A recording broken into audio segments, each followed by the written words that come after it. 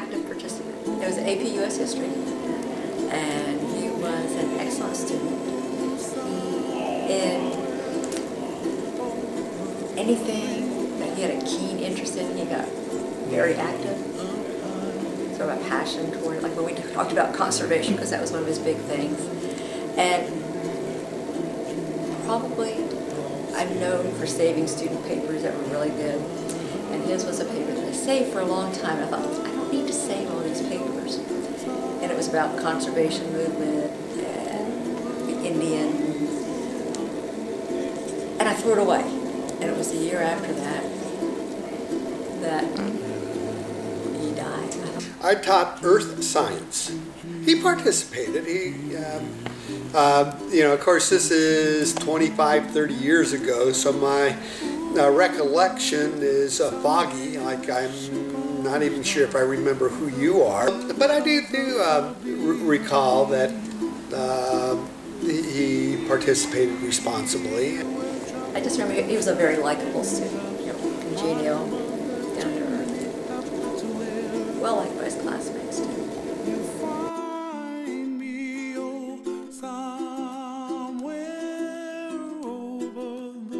I had Chris in class. It was my very first year here at Woodson in 1984. I had him in class, and I was also one of his coaches in track and field. He didn't really communicate that much with me. From a standpoint of the book, I thought the book did a pretty good job of portraying what he was like.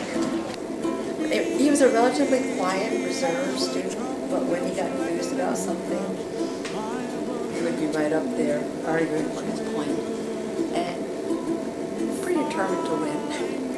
He was a runner, that he, I guess, was famous for going around and trying to get people lost on the running trips on their way back. Didn't really see him outside of class, but I would say he was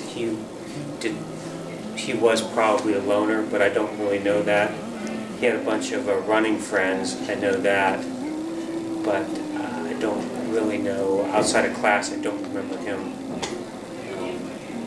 being involved with very many things.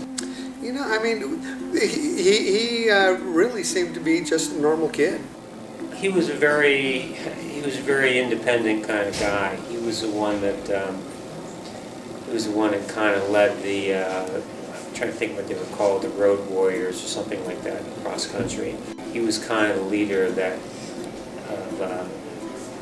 group. And that's kind of what I remember most about him.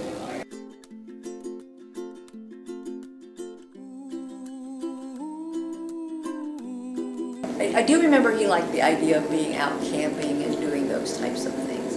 So I wouldn't be surprised when he said, I want to go to Alaska. I could see how Chris would challenge the Alaskan wilderness.